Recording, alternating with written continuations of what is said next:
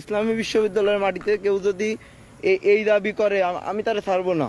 ঢাকার মগবাজার রেলগেট এলাকায় মিছিলের প্রস্তুতিকালে নিষিদ্ধ ছাত্রলীগের ইসলামী বিশ্ববিদ্যালয়ে ইবি শাখার সাংগঠনিক সম্পাদক মেজবাহুল ইসলামকে আটক করেছে পুলিশ। এ সময় ১৩ নেতাকর্মীকে আটক করা হয়েছে বলে জানা গেছে।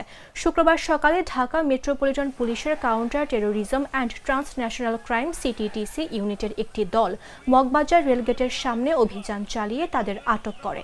দায়িত্বরত কর্মকর্তা SI শাহিন বিষয়টি নিশ্চিত করেন।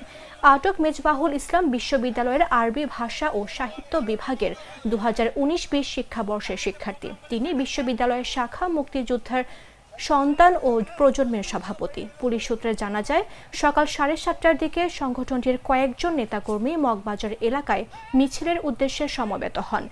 এ সময় সিটিটিসি ইউনিটের সদস্যরা অভিযান চালিয়ে 13 জনকে আটক করে।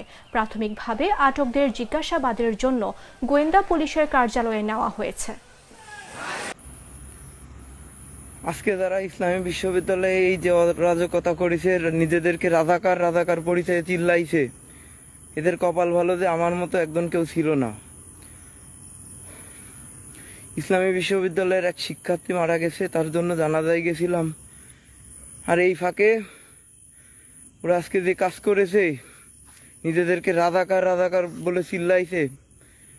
যদি নিজের জীবন যদি নাও থাকে, নিজের এই ইসলামী বিশ্ববিদ্যালয়ে ছাত্রত্ব নাও থাকে, আমি বলে দিলাম যে পরবর্তীতে আজকে যারা করেছে তাদের তো খবর আছেই, এবং এর পরবর্তীতে যদি এই অন্তত ইসলামী বিশ্ববিদ্যালয়ের মাটিতে কেউ যদি এই দাবি করে আমি তারে ছাড়বো না।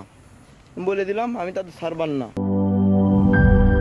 4 গুণ শক্তিশালী এনজাইম ও অধিক ফেনা সমৃদ্ধ অরিক সিলভার ওয়াশ মাত্র 70 টাকায়।